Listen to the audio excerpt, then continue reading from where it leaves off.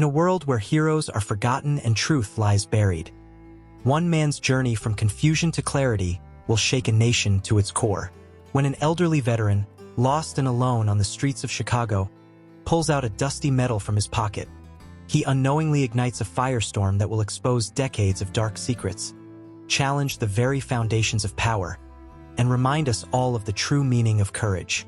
Prepare to have your heart broken and your spirit lifted as you witness the extraordinary tale of Harold Jenkins, a man who became a symbol of resilience, justice, and the unbreakable bonds of human compassion in the face of unimaginable adversity.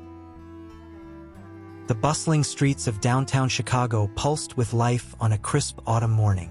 Towering skyscrapers cast long shadows across the sidewalks, where a sea of people rushed to their destinations, lost in their own worlds of smartphone screens and steaming coffee cups. Amidst this chaotic urban symphony, an old man stumbled along, his weathered face etched with confusion and fear. Harold Jenkins, 78 years old, blinked rapidly as he tried to make sense of his surroundings. The familiar fog of his early-stage Alzheimer's had thickened today, leaving him adrift in a city that should have been his home for decades but now felt alien and threatening. His eyes, once a sharp blue that had witnessed the horrors of war, now darted anxiously from one unfamiliar landmark to another. "Excuse me," Harold's voice quavered as he reached out to a young woman in a business suit. "I seem to be a bit turned around. Could you tell me where?" But before he could finish, she quickened her pace, brushing past him without a glance. Harold's outstretched hand fell limply to his side, a dejected sigh escaping his lips. This scene repeated itself over and over as Harold made his way down the crowded sidewalk. A group of teenagers swerved around him, laughing at some shared joke. A man in a crisp suit nearly knocked Harold over in his haste, muttering an irritated "watch it, old-timer" without breaking stride. As the minutes ticked by, Harold's anxiety grew. The tall buildings seemed to loom over him, their glass facades reflecting a distorted version of the street below.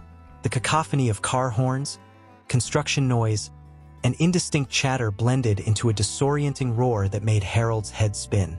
"Please," he called out, his voice barely audible above the din of the city. "I don't know where I am. Can anyone help me?" But his pleas fell on deaf ears as the river of humanity continued to flow around him, each person too consumed by their own concerns to notice the lost soul in their midst. Harold's confusion began to give way to panic. His breath came in short, ragged gasps as he tried to calm himself. "Think, Harold, think," he muttered, closing his eyes and pressing his palms against his temples. But the fog in his mind refused to lift, denying him even the most basic information about where he lived or how he had ended up here. As he stood there, swaying slightly, a memory flickered to life in the recesses of his mind. He saw himself as a young man, strong and confident, surrounded by other soldiers in a steamy jungle. The sound of helicopter blades thudded in the distance, and he could almost smell the acrid scent of gunpowder. But as quickly as it had appeared, the memory faded, leaving Harold more disoriented than ever. Opening his eyes, Harold found himself face to face with his reflection in a store window.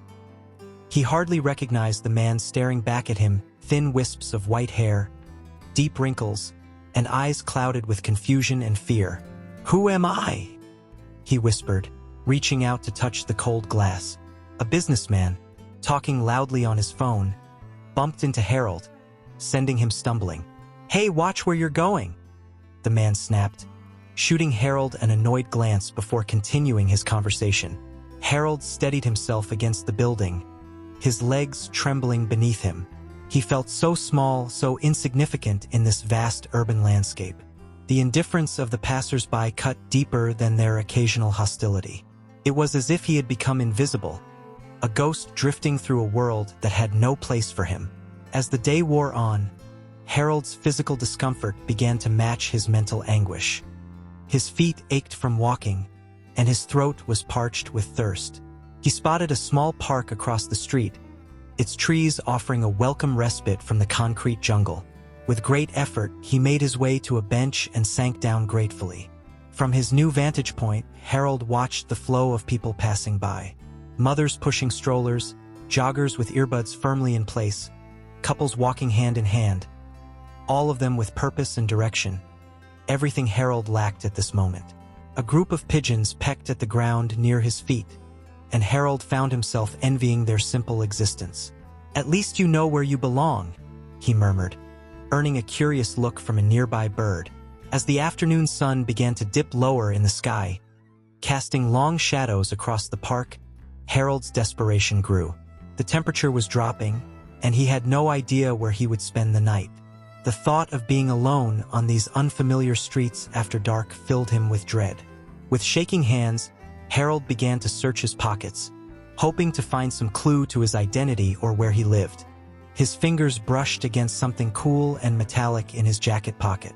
Frowning in concentration, he slowly pulled the object out, squinting at it in the fading light. It was a medal of some kind, its surface tarnished with age but still gleaming faintly. Harold turned it over in his hands, a nagging sense of importance tugging at the edges of his foggy mind. He knew this medal meant something big, but he couldn't quite grasp what it was. Standing up from the bench, Harold held the medal out in front of him, studying it intently as he shuffled back towards the bustling sidewalk. "Does anyone know what this is?" he called out, his voice stronger now, fueled by a desperate hope that this mysterious object might be the key to unlocking his identity. But the crowd continued to flow around him, their eyes fixed straight ahead or down at their phones. Harold's outstretched hand, holding the medal, might as well have been invisible. As the last rays of sunlight glinted off the metal's surface, Harold felt a wave of despair wash over him. He was lost, alone, and forgotten in a city of millions. Tears welled up in his eyes, blurring his vision as he continued to hold the medal out, silently pleading for anyone, to notice him. Little did Harold know that his simple act of desperation was about to set in motion a chain of events that would not only change his life but shake an entire city to its core. As the street lights flickered to life and the evening rush hour reached its peak, fate was preparing to intervene in the most unexpected way. As the evening rush hour reached its crescendo, Harold stood frozen in place, his trembling hand still outstretched, clutching the mysterious medal. The sea of humanity continued to part around him, a living river of indifference. But in that moment, as if guided by an unseen hand, a young police officer named Mike Thompson turned his head and caught sight of the glinting medal in Harold's grasp. Mike's eyes widened in recognition. He'd seen that medal before in history books and museums, but never in person. It was unmistakable, a Medal of Honor, the highest military decoration awarded for valor in combat. In an instant, Mike's world narrowed to that small piece of metal and the frail old man holding it. "Excuse me, sir," Mike called out, pushing against the flow of pedestrians. "Sir, can I see that medal?" Harold blinked in surprise, lowering his hand as he turned towards the voice. For a moment, he saw not the young officer in front of him, but a fellow soldier, reaching out to him across a battlefield. The vision faded as quickly as it had come, leaving Harold more confused than ever. Mike approached cautiously, his training kicking in as he assessed the situation. "Sir, I'm Officer Thompson. Are you all right? Can I take a look at that medal you're holding?" Harold nodded slowly, his cloudy eyes brightening with a glimmer of hope. As he handed the medal to Mike, their hands touched, and a jolt seemed to pass between them, youth and age, present and past, connected by a single act of valor immortalized in metal. Mike examined the medal reverently, his fingers tracing the engraved details. "This is incredible," he murmured. Then louder, "Sir, do you know what this is?" "This is a Medal of Honor. It's one of the rarest and most prestigious military awards in existence." As Mike spoke, a curious thing began to happen. The constant flow of pedestrians around them began to slow, then stop altogether. People who moments ago had been oblivious to Harold's existence now turned to stare, drawn by the excitement in the young officer's voice. "A Medal of Honor?" someone in the crowd whispered. The words rippled outward. A stone dropped in a still pond. Phones were lowered, conversations halted mid-sentence. In the span of a heartbeat, The busy street corner had transformed into an impromptu gathering, all eyes fixed on Harold and Mike. Harold looked around in bewilderment, overwhelmed by the sudden attention. I don't remember," he stammered, his voice quavering. "Everything's so foggy." Mike's expression softened with understanding. He'd seen that look before, in his own grandfather's eyes as Alzheimer's slowly claimed his memories. "It's okay, sir. We're gonna figure this out together. Can you tell me your name?" "Harold," the old man replied after a moment's hesitation. "Harold Jenkins, I think," a woman in the crowd gasped. "Jenkins? Like the war hero from the news years ago?" The murmur of voices grew louder as people began to piece together fragments of a long-forgotten story. Smartphones emerged again, this time for hurried Google searches rather than social media scrolling. Mike gently placed a hand on Harold's shoulder. "Mr. Jenkins, I think we need to get you somewhere safe where we can sort this out. Would you be willing to come down to the station with me?" Harold nodded, relief washing over his features. "Yes, please. I don't know where else to go." As Mike began to guide Harold towards his patrol car, the crowd parted respectfully. The once invisible old man was now the center of attention, with onlookers reaching out to pat his shoulder or murmur words of thanks for his service. The scene was surreal. Traffic had come to a standstill, drivers craning their necks to see what was happening. Office workers pressed their faces against windows high above.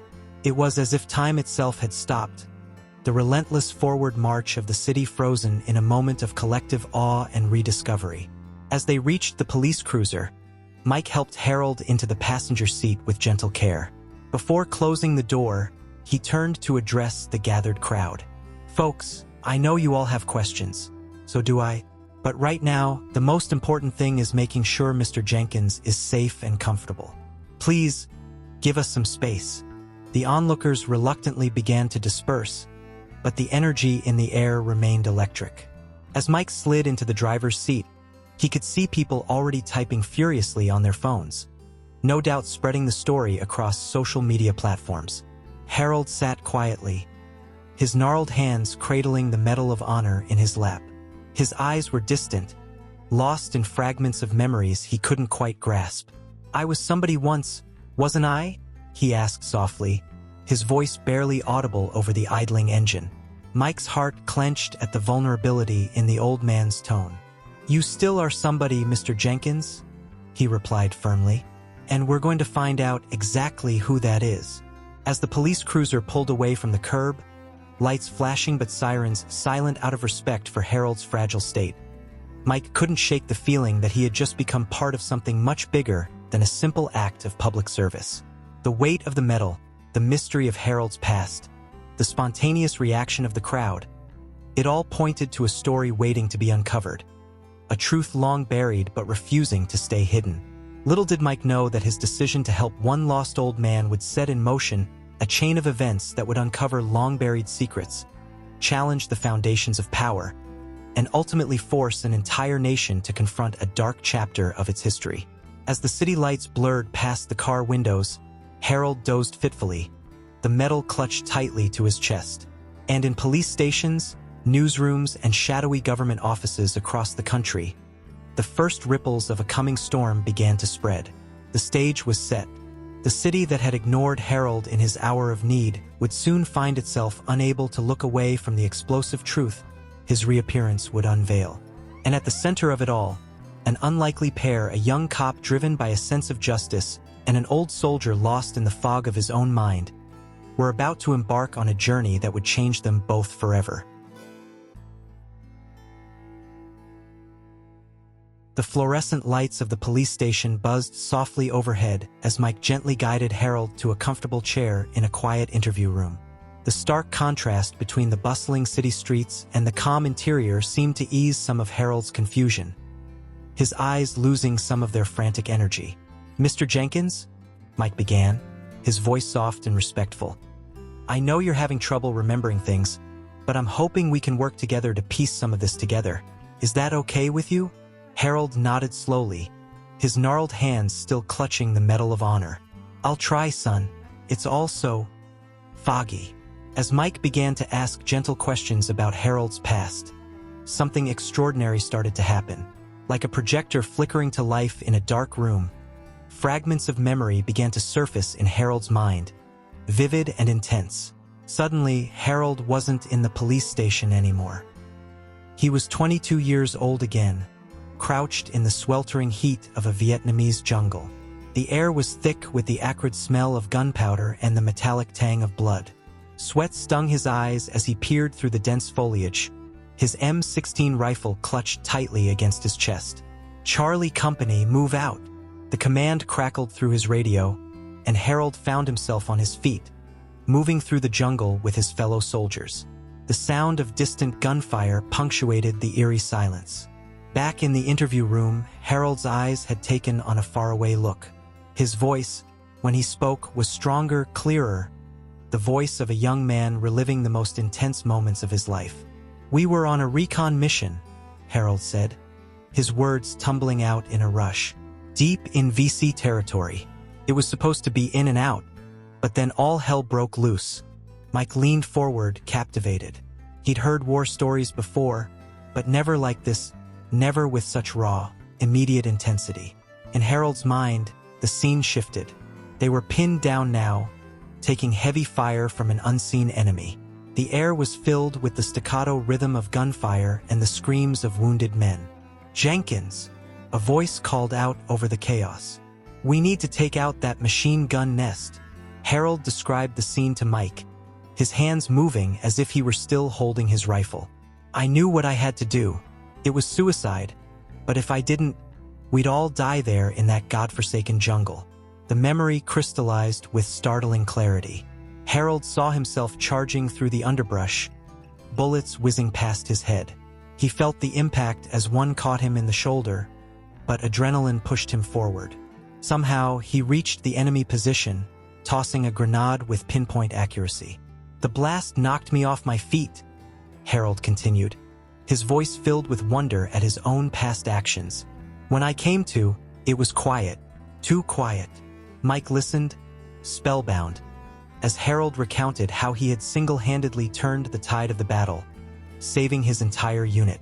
It was the kind of story that earned men medals of honor, and yet, "But that's not all, is it, Mr. Jenkins?" Mike prompted gently. "Something else happened after that, didn't it?"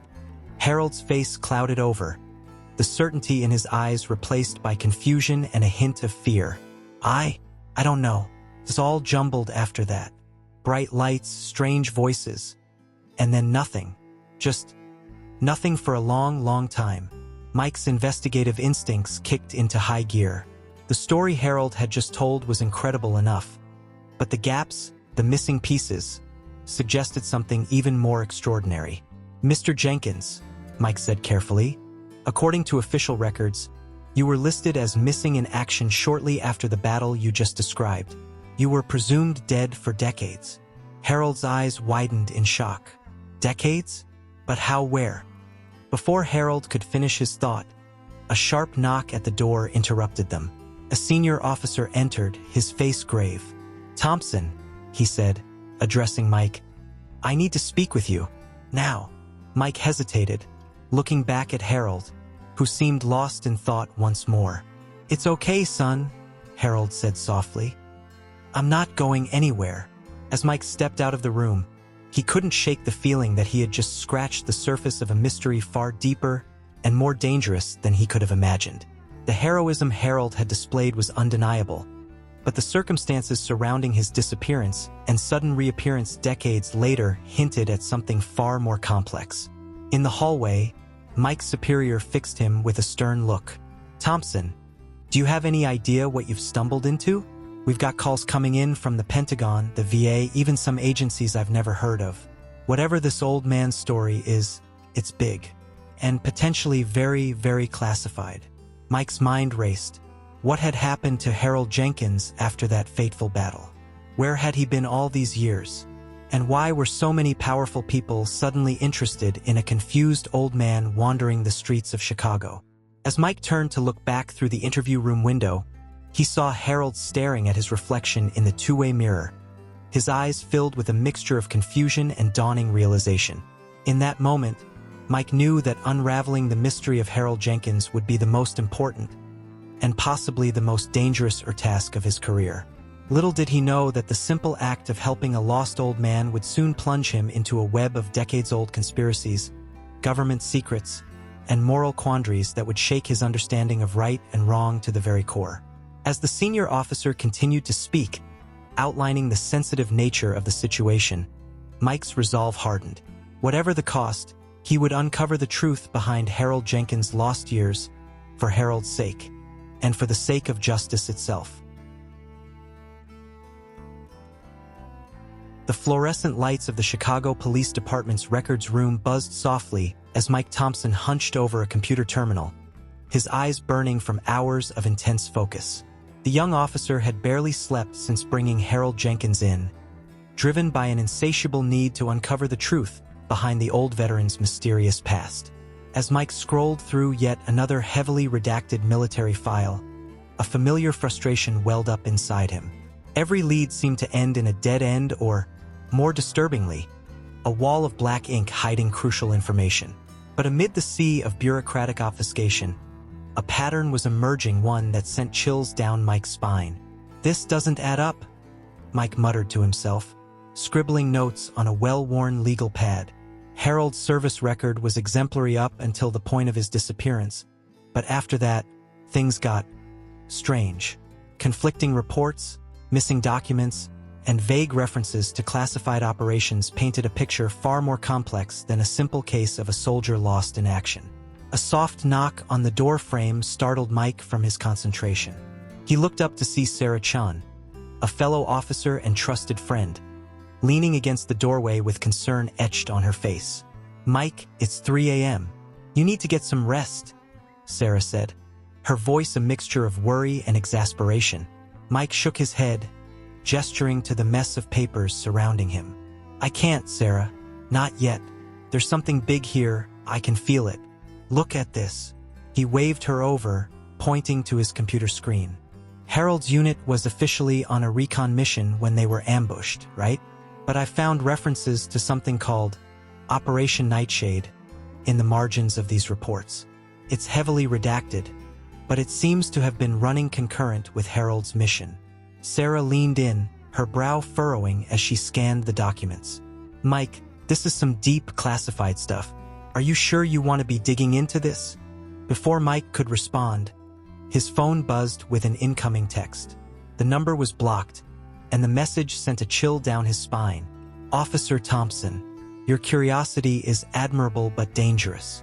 For your own safety, and the safety of those you care about, drop this investigation immediately." Mike's head snapped up, his eyes darting around the room. "Did you see anyone near the records room when you came in?" he asked Sarah urgently. Sarah shook her head, her hand instinctively moving to her service weapon. "No, why? Mike, what's going on?" He showed her the text message, watching as her eyes widened in shock. "This is serious, Mike," she whispered. "Maybe you should listen to them." But Mike's jaw was set, a determined glint in his eye. "No way. This just proves we're onto something big. Harold deserves the truth, Sarah. After everything he's been through, don't you think he's earned that much?" Sarah sighed, knowing that look all too well. "All right, but promise me you'll be careful. And let me help. 2 heads are better than 1, especially when we're dealing with whatever this is." As the night wore on, Mike and Sarah dug deeper into the mystery surrounding Harold Jenkins. They uncovered a web of classified operations, secret medical experiments, and a trail of veterans who, like Harold, had disappeared under mysterious circumstances only to reappear years later with fractured memories and unexplained abilities. Just as the first rays of dawn began to creep through the windows, Mike's computer screen suddenly went black. A moment later, a message appeared. "Final warning, Officer Thompson. Cease all inquiries into Operation Nightshade and Harold Jenkins. This is a matter of national security. Failure to comply will result in severe consequences." Mike and Sarah exchanged worried glances. The threat was clear, but so was the implication. They were on the right track. "What do we do now?" Sarah asked, her voice barely above a whisper. Mike stood up, stretching his tired muscles. Now we go check on Harold. Whatever's going on here, he's at the center of it. We need to make sure he's safe." As they left the records room, neither Mike nor Sarah noticed the small, blinking device hidden behind a stack of old files, a listening bug that had captured every word of their conversation. Miles away, in a nondescript office building, a group of stern-faced men in suits listened to the recording with growing concern. "It seems Officer Thompson isn't going to back down," one of them said, his voice gravelly with age and authority. Another nodded grimly. "Then we'll have to take more direct action. Operation Nightshade cannot be compromised. Not after all these years." As the sun rose over Chicago, casting long shadows across the city streets, the stage was set for a confrontation that would shake the foundations of power and force a reckoning with a dark chapter of American history. Mike Thompson, driven by a sense of justice and compassion, was on a collision course with forces that would stop at nothing to keep their secrets buried. And at the heart of it all was Harold Jenkins, a man out of time, carrying within his fractured mind the key to unraveling a conspiracy decades in the making. As Mike and Sarah rushed to the safe house where Harold was being kept, they were unaware that they were no longer just police officers pursuing a case, but players in a dangerous game with stakes higher than they could possibly imagine. The truth about Operation Nightshade was about to come to light, and nothing would ever be the same again. The morning sun cast a golden glow over Chicago as the city stirred to life. But today was different. An undercurrent of excitement and tension rippled through the streets as Harold Jenkins' story spread like wildfire. Mike Thompson stood at the entrance of the police station, watching as a small crowd began to gather. News vans jockeyed for position, their satellite dishes reaching skyward. Curious onlookers mingled with determined-looking veterans, some proudly wearing their service medals. "Mike," Sarah called, jogging up to him with a stack of newspapers. "You need to see this." The headline screamed in bold type, "Lost Hero Found. Vietnam Vet's Mysterious Return Raises Questions." Harold's weathered face stared out from the front pages, his eyes holding a mix of confusion and long-buried pain that tugged at the heartstrings of readers across the city. As Mike scanned the articles, his phone buzzed incessantly with notifications. Social media was ablaze with Harold's story, with hashtag Finding Harold and hashtag Operation Nightshade trending nationwide. "It's not just Chicago," Sarah said, her voice low. "This is going national. I've got friends in New York and LA saying it's all over the news there too." Mike nodded, a mix of excitement and apprehension churning in his gut. "This is good, right? The more attention, the harder it'll be for them to sweep this under the rug." Sarah's reply was cut off by a commotion near the station doors. A group of veterans, some in wheelchairs, others standing tall despite their years, had arrived. "We're here for Harold," their leader, a grizzled man with a purple heart pinned to his jacket, called out. "We want to help." Mike approached the group, his hands raised in a calming gesture. "I appreciate your support, gentlemen, but Mr. Jenkins needs rest and—" "Son," the leader interrupted, his voice softening, "we're not here to cause trouble. We're here because Harold is one of us. And if what we're hearing is true about experiments and cover-ups, well, it could have been any of us in his place." The sincerity in the man's eyes struck Mike deeply. He found himself nodding. "All right, let me see what I can do." As Mike turned to go back inside, he noticed a sleek black SUV pulling up across the street. Two men in dark suits emerged, their eyes hidden behind mirrored sunglasses. They surveyed the scene with obvious displeasure before speaking urgently into their earpieces. Inside the station, Mike found his superior, Captain Rodriguez, in a heated phone conversation. "I understand the sensitivity, sir, but this is way above my pay grade. We need clear direct." He noticed Mike and abruptly ended the call. "Thompson?" Rodriguez sighed, rubbing his temples. "Please tell me you have a plan to deal with this circus outside." Mike straightened his back.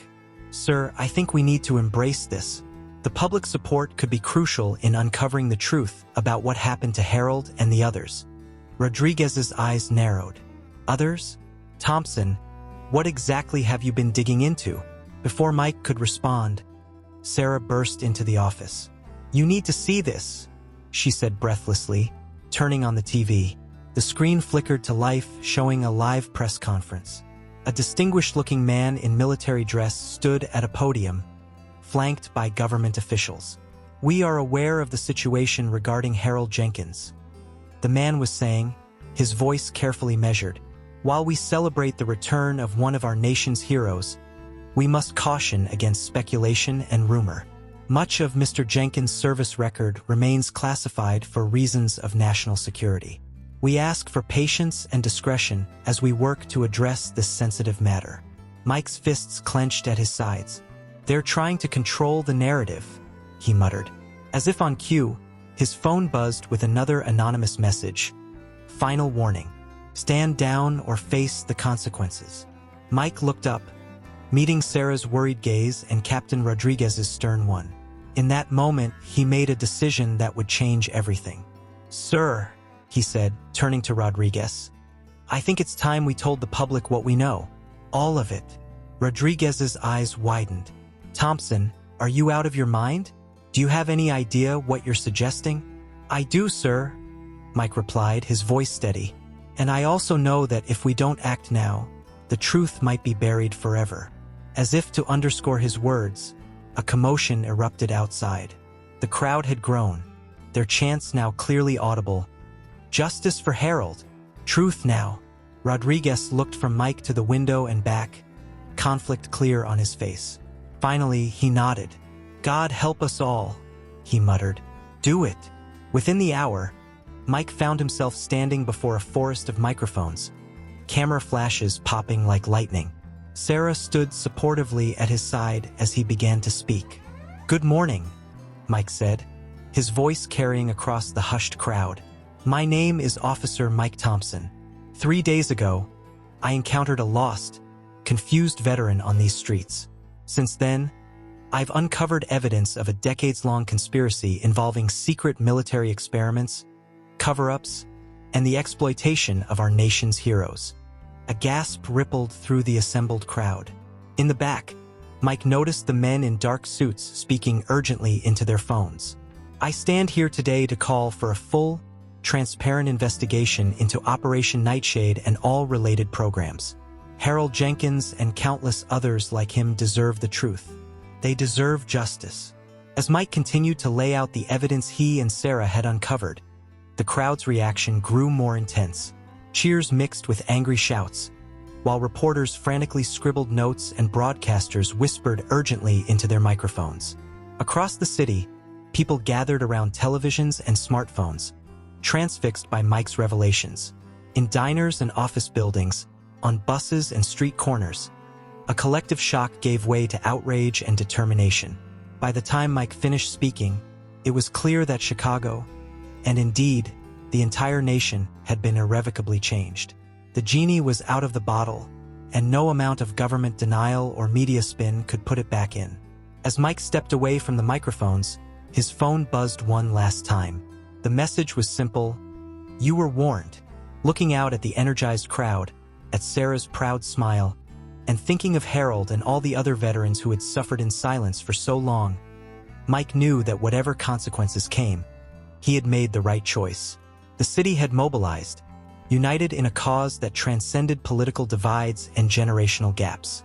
The search for truth had begun in earnest, and nothing would ever be the same again. The aftermath of Mike's press conference was immediate and explosive. Within hours, Chicago had become the epicenter of a national firestorm. Protesters flooded the streets, demanding answers and justice for Harold Jenkins and other affected veterans. Social media platforms were ablaze with theories, personal accounts, and calls to action. Meanwhile, in a secure conference room deep within the Chicago Police Department, Mike and Sarah huddled over a stack of newly declassified documents. Their eyes were red-rimmed from lack of sleep, but adrenaline kept them focused. "I can't believe this," Sarah murmured, her voice a mix of horror and disbelief. Project Nightshade wasn't just about enhanced combat performance. They were trying to create... what? Super soldiers. Mike nodded grimly, pushing a grainy photograph across the table. It showed a sterile laboratory, with men in military uniforms strapped to gurneys. Look at the date stamp. This was taken years after Harold was supposedly MIA. As they delved deeper into the documents, a chilling picture emerged.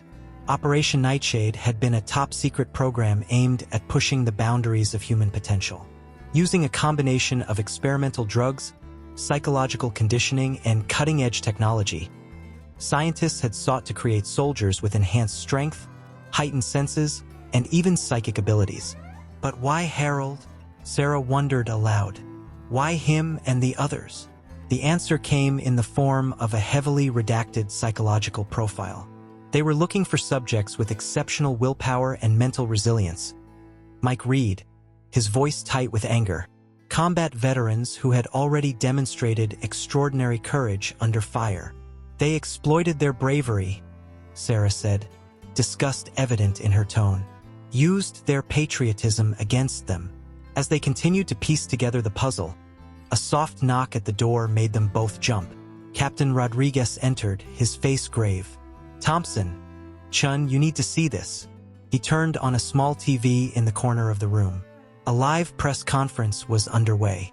A stern-faced woman in a crisp suit stood at a podium adorned with government seals. In light of recent allegations, she began, her voice clipped and professional. The Department of Defense acknowledges that certain classified programs were conducted during and after the Vietnam War era. These programs, while ethically questionable by today's standards, were deemed necessary in the context of the Cold War. Mike and Sarah exchanged shocked glances. They hadn't expected the government to admit to anything so quickly. The spokeswoman continued, "We are committed to a full investigation into these historical programs. However, we caution against sensationalism and remind the public that many details must remain classified for national security reasons." As the press conference continued, Mike's phone buzzed with an incoming call from an unknown number. Hesitantly, he answered and put it on speaker. "Officer Thompson," a gravelly voice said. "My name is Dr. Alan Forrester. I was one of the lead scientists on Project Nightshade. I've been watching the news. It's time the truth came out. Can we meet?" Mike's heart raced. "Dr. Forrester, are you willing to go on record about what happened?" There was a long pause before the scientist replied, "Yes, for the sake of Harold and all the others, yes. But we need to be careful. There are people who still want this buried." As Mike arranged a secure meeting place, Sarah continued to sift through the documents. Suddenly, she gasped, "Mike, look at this." She held up a faded photograph. It showed a younger Harold, his eyes clear and determined, standing next to a man in a lab coat. The caption read, "Subject HJ-117 demonstrates remarkable progress. Recommend advancing to Phase 2 trials." "My God," Mike breathed. "This is the smoking gun. This proves Harold was part of the program." Just then, Captain Rodriguez's radio crackled to life. "All units, we have a situation at Memorial Hospital. Multiple armed suspects attempting to access the secure ward. Possible target, Harold Jenkins." Mike and Sarah were on their feet in an instant, adrenaline coursing through their veins. As they raced out of the room, Mike's mind whirled with the implications of what they'd discovered. The experiments, the cover-ups, the lives destroyed. It was all coming to a head. As they sped towards the hospital, sirens blaring, Mike couldn't shake the feeling that they were racing against time. The truth was finally coming to light, but at what cost? And how far would those in power go to keep their secrets buried? The city streets blurred past as Mike gripped the steering wheel, his knuckles white. Sarah checked her weapon, her face set in grim determination. Whatever awaited them at the hospital, they knew that the next few hours would be crucial in unraveling the full extent of Operation Nightshade and securing justice for Harold and countless others like him. As they pulled up to the hospital, the sound of gunfire echoed from within. The battle for truth had begun in earnest, and the fate of Harold Jenkins and the dark secrets he unknowingly carried hung in the balance. The halls of Memorial Hospital echoed with chaos as Mike and Sarah burst through the emergency entrance. The acrid smell of gunpowder hung in the air, mingling with the antiseptic scent of the hospital. Screams and the staccato pop of gunfire reverberated from the upper floors. "Secure the lobby," Mike shouted to the SWAT team assembling behind them. "We're heading to Harold's room." As they raced up the stairs, taking them two at a time, Mike's mind raced. Who were these armed intruders? Government agents trying to silence Harold? Or something else entirely? They reached Harold's floor and found it in chaos. Nurses and doctors huddled behind makeshift barricades, terror etched on their faces. At the far end of the corridor, two men in black tactical gear were attempting to breach a heavily secured door. "Chicago PD, drop your weapons," Sarah yelled, her gun trained on the intruders. Instead of complying, the men spun around, opening fire. Mike and Sarah dove for cover, bullets whizzing overhead. As they returned fire, Mike caught a glimpse of something that made his blood run cold. On one of the attacker's sleeves was a faded patch bearing the words, "Operation Nightshade." Suddenly, a deafening explosion rocked the hallway. The secured door blew open, and through the smoke emerged a figure that made everyone freeze in shock. It was Harold Jenkins, but not the frail, confused old man they had come to know. This Harold stood tall, his eyes clear and blazing with an inner fire. In his hand, he clutched his Medal of Honor like a talisman. "Enough!" Harold's voice boomed, carrying an authority that seemed to transcend time itself. The armed men lowered their weapons, looking uncertain. In that moment of stunned silence, Harold's eyes locked with Mike's. Recognition flickered, and then something more. It was as if floodgates had opened in the old veteran's mind. "I remember," Harold said, his voice cracking with emotion. "I remember everything." What followed was a whirlwind of revelations that left Mike, Sarah, and everyone present reeling. Harold, his mind now fully unlocked, began to recount the horrors of Operation Nightshade with crystal clarity.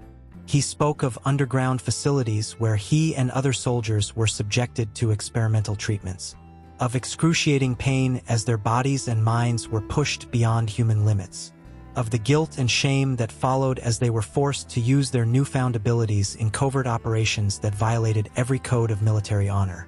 "They told us we were serving our country," Harold said, his voice heavy with regret. "But we were just lab rats to them, weapons to be used and discarded." As Harold spoke, more figures emerged from the shadows of the hospital corridors. Other veterans, their eyes clear and focused just like Harold's. Mike realized with a start that these must be more survivors of Operation Nightshade, drawn to Harold like moths to a flame.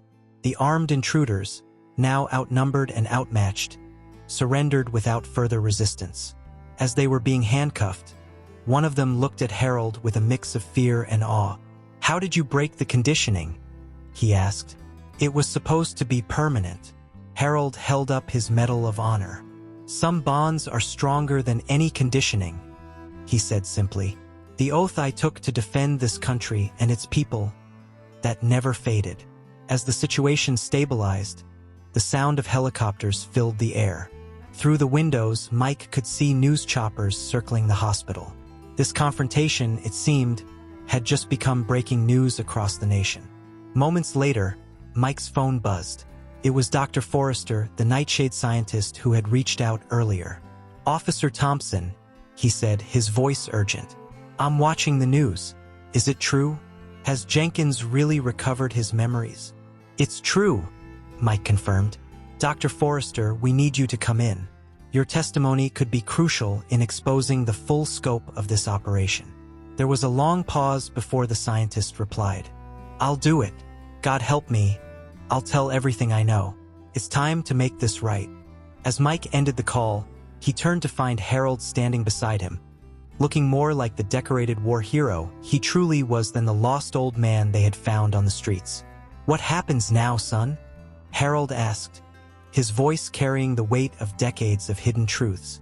Mike looked around at the assembled veterans, at Sarah, at the news helicopters circling outside, and at the city beyond, a city that had rallied behind a lost hero and now stood on the brink of uncovering a conspiracy that reached to the highest levels of government.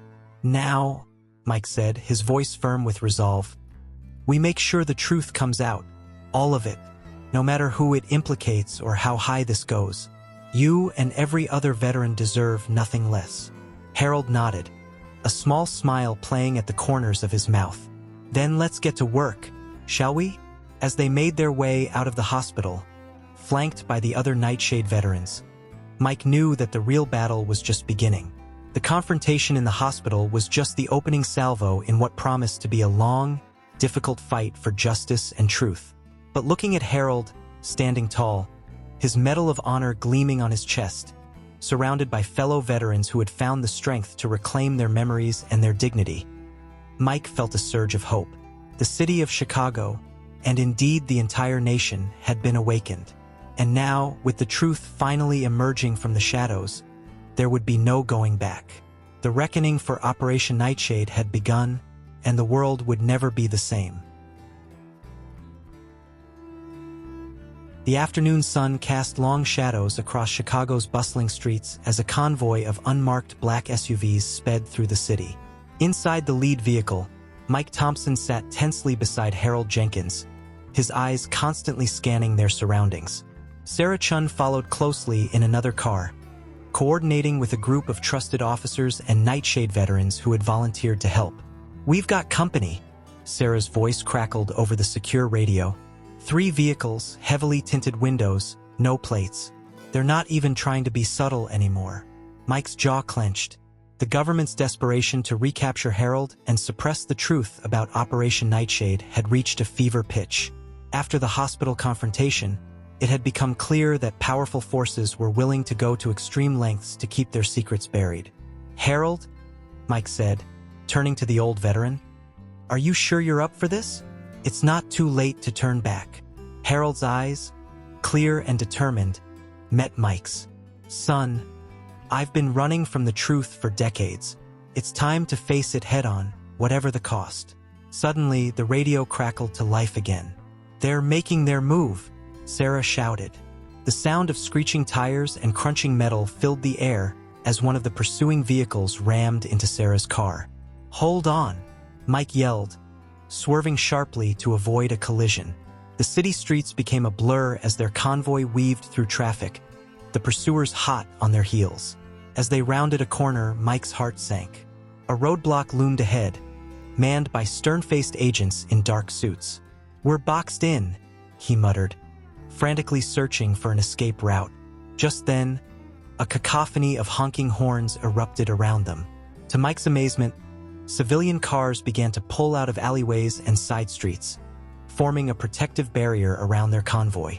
News of Harold's escape had spread like wildfire through social media, and the citizens of Chicago had taken matters into their own hands. "The people are with us," Harold said, a note of wonder in his voice. After all these years, they still remember what it means to stand up for what's right. Taking advantage of the chaos, Mike gunned the engine, finding a narrow gap in the roadblock. They burst through, the sound of shattering glass and crunching metal filling the air. As they sped away, Mike could see the pursuing vehicles struggling to break through the impromptu citizen blockade. Cheers erupted from the streets as people recognized Harold in the passing car, many holding up hastily made signs reading "Justice for Harold" and "Expose Nightshade." "We're clear for now," Sarah reported over the radio. "But we need to get off the streets. They'll have helicopters in the air soon." Mike nodded grimly. "I know a place, an old warehouse by the river. We can regroup there and figure out our next move." As they navigated through back alleys and industrial zones, Harold's expression grew distant. "You know, son," he said softly, "part of me never thought I'd see this day. For so long, I was lost in the fog of what they did to us. But now," he trailed off, his eyes misting over. Mike placed a reassuring hand on the old veteran's shoulder. "You're not alone anymore, Harold, and we're going to make sure everyone knows the truth about what happened to you and the others." They arrived at the warehouse just as the sun was setting, casting an orange glow over the Chicago skyline. As they hurried inside, joined by Sarah and the other members of their makeshift team, the sound of distant sirens filled the air. "All right, people," Mike addressed the group, which now included several Nightshade veterans, trusted police officers, and even a couple of investigative journalists who had been helping to piece together the conspiracy. "We've bought ourselves some time, but they're not going to stop coming. We need a plan." As the group huddled together, discussing strategies and sharing information, Harold stood apart, gazing out a grimy window at the city he had once called home. The Chicago he remembered from his youth was long gone, transformed by decades of change. And yet, in the faces of the people who had risked everything to help him today, he saw the same spirit of defiance and hope that had once inspired him to serve his country. "I think I know what we need to do," Harold said, turning back to the group. All eyes turned to him, a hush falling over the warehouse. "It's time we took this fight public." "Really public?" Mike raised an eyebrow. "What do you have in mind?" A slow smile spread across Harold's weathered face. "Well, son, I hear Chicago's got itself a pretty impressive public square these days. How about we go have ourselves a little chat with the American people?" As the implications of Harold's suggestion sank in, a mixture of excitement and apprehension rippled through the group. Taking their stand in such a public forum would be incredibly risky, but it might also be their best chance to get the truth out before it could be suppressed. Mike exchanged a glance with Sarah, seeing his own determination mirrored in her eyes. "All right," he said, a note of finality in his voice. "Let's do it. But we'll need to move fast, and we'll need all the help we can get." As the group sprang into action, coordinating their daring plan, Mike couldn't help but feel a surge of pride. In the face of overwhelming odds and powerful enemies, they had chosen to stand and fight for the truth. Whatever happened next, he knew that the people of Chicago, and indeed, the entire nation, would never forget the night that Harold Jenkins and the survivors of Operation Nightshade made their stand. The stage was set for a confrontation that would shake the foundations of power and force America to confront a long-buried chapter of its history. As night fell over Chicago, the city held its breath, waiting for the dawn that would bring either a new era of truth and justice or the final triumph of those who would keep their dark secrets hidden at any cost. The first light of dawn painted the Chicago skyline in hues of gold and pink as a remarkable scene unfolded in Millennium Park. What had started as a clandestine gathering had swelled into a massive crowd, drawn by urgent social media calls and breathless news reports. At the center of it all, standing before the iconic Cloud Gate sculpture, was Harold Jenkins. Mike Thompson stood nearby, his eyes constantly scanning the crowd for potential threats. Sarah Chun coordinated with a hastily assembled team of volunteers who formed a protective cordon around the impromptu stage. The air buzzed with anticipation and nervous energy. As Harold stepped forward to address the crowd, a hush fell over the gathered thousands. News cameras from every major network jostled for position, their lights creating a halo around the old veteran. "My fellow Americans," Harold began, his voice strong and clear, amplified by hastily set-up speakers. "My name is Harold Jenkins, and I am a survivor of Operation Nightshade." A collective gasp rippled through the crowd. Harold continued, his words painting a vivid picture of the horrors he and others had endured in the name of national security. As he spoke, other Nightshade veterans joined him on the stage, each adding their voice to the growing chorus of truth. From the edges of the crowd, Mike noticed men in dark suits speaking urgently into their earpieces. He tensed, ready for action, but the sheer size of the gathering seemed to give even the most determined government agents pause. As Harold's testimony reached its crescendo, a commotion near the back of the crowd caught Mike's attention. To his amazement, he saw Dr. Alan Forrester, the Nightshade scientist who had reached out earlier, pushing his way through the throng. "I need to speak," Forrester called out, his face etched with guilt and determination. "I was part of this. The people need to know everything." Mike quickly ushered Forrester to the stage. The scientist's testimony was damning, providing irrefutable evidence of the government's complicity in the unethical experiments and subsequent cover-up. As the morning wore on, more voices joined the chorus. Veterans who had long suffered in silence found the courage to speak out. Family members of those who hadn't survived the experiments shared their stories of loss and unanswered questions. The crowd's reaction was electric. Anger, shock, and sorrow rippled through the gathering. Chants of justice for Nightshade and no more secrets rose up, echoing off the surrounding buildings. Social media exploded with live updates, personal stories, and calls for action. Hashtag Nightshade Exposed and hashtag Harold Speaks became the top trending topics worldwide. The court of public opinion was in full session, and the verdict was clear. The truth could no longer be denied or suppressed. As the impromptu hearing reached its peak, a squad of police vehicles approached the park, lights flashing. Mike tensed, prepared for a confrontation. But to his surprise, the officers who emerged didn't move to break up the gathering. Instead, led by Captain Rodriguez, they formed a protective perimeter around the crowd. "We're here to ensure everyone's right to peaceful assembly," Rodriguez announced, his voice carrying a note of defiance against any who might try to silence the truth. The gesture wasn't lost on the crowd. A cheer went up. The people of Chicago united in their demand for transparency and justice. As the sun climbed higher in the sky, casting the cloud gate in a brilliant reflection of the gathered masses, Harold stepped forward one last time. His face, weathered by age and hardship, shone with a mixture of relief and resolve. "For too long we were silenced," he said, his voice thick with emotion. "For too long we carried the weight of these secrets alone. But today we stand together. Today we reclaim our voices and our dignity." The crowd erupted in applause and cheers. Tears flowed freely, tears of sorrow for what had been endured, tears of rage at the injustice, and tears of hope for what might come next. As Harold finished speaking, Mike noticed a group of suited individuals making their way through the crowd. His hand instinctively moved to his weapon, but Sarah placed a restraining hand on his arm. "Wait," she whispered, nodding towards the newcomers. To Mike's astonishment, he recognized several high-ranking government officials, including members of Congress and military brass. They approached the stage not with hostility, but with expressions of grim determination. One of them, a silver-haired senator, took the microphone. "On behalf of the United States government," he began, his voice carrying across the now-hushed gathering, "I am here to announce the immediate formation of a special congressional committee to investigate all aspects of Operation Nightshade and related programs."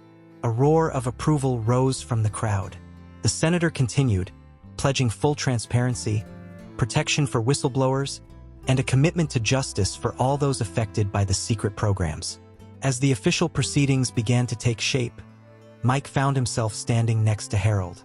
The old veteran's eyes were bright with unshed tears. "We did it, son," Harold said softly. "We finally did it." Mike nodded, feeling a weight lift from his shoulders. "It's just the beginning, Harold. There's still a long road ahead." Harold smiled, the lines on his face seeming to soften. "True enough, but for the first time in decades, it's a road we don't have to walk alone."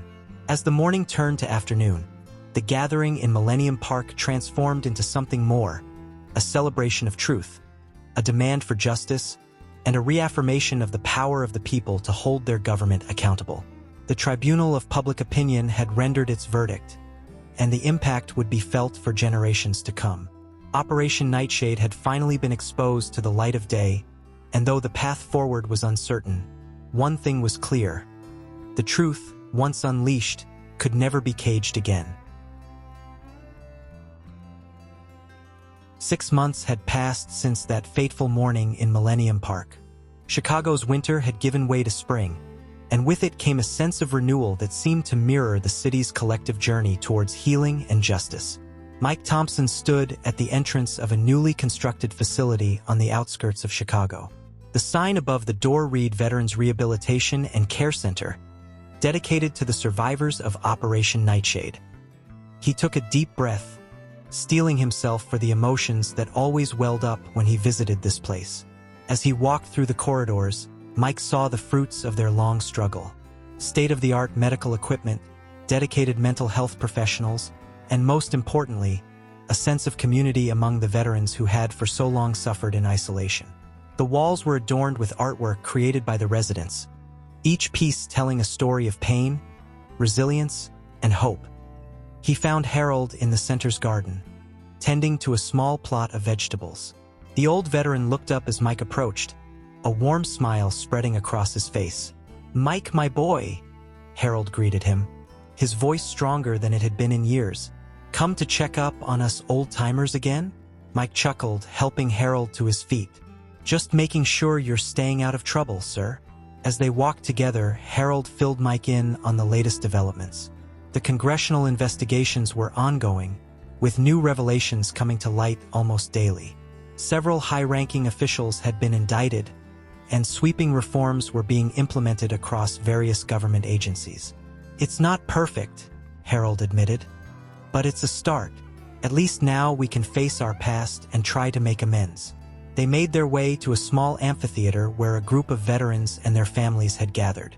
Sarah Chun was already there, chatting with Dr. Forrester, who had become an invaluable ally in unraveling the complexities of Operation Nightshade. As Harold took his place at the podium, a hush fell over the crowd. Even after months of public appearances and testimonies, his words still carried immense weight. "Friends, family, fellow survivors," Harold began, his voice clear and strong. "Today marks 6 months since we stepped out of the shadows and into the light of truth. It hasn't been an easy journey, but it's one we've made together." He went on to speak about the progress they'd made, the medical breakthroughs in treating the long-term effects of the experiments, the support networks that had been established, and the ongoing efforts to locate and assist other Nightshade survivors across the country. "But our work is far from over," Harold continued, his tone growing more serious. "As we heal, we must also remember. Remember not just the pain and injustice we endured, but also the courage it took to stand up and demand the truth. We must ensure that future generations learn from our story, so that such abuses of power can never happen again." As Harold spoke, Mike noticed a group of young cadets from a nearby military academy listening intently. He smiled, realizing that the impact of their struggle would ripple far beyond the immediate survivors. After the speech, as the gathering transitioned into a more informal reception, Mike found himself approached by a journalist he recognized from the national news. "Officer Thompson," she said, "I was hoping to get your thoughts on the latest developments. There's talk of turning your story into a movie or TV series. How do you feel about that?" Mike considered the question carefully. "If it helps keep the story alive and ensures we don't forget the lessons learned, I'm all for it. But it's not about me or any one person. It's about all of us, and the power of truth to overcome even the darkest secrets." As the afternoon wore on, Mike watched the interactions around him with a sense of profound gratitude.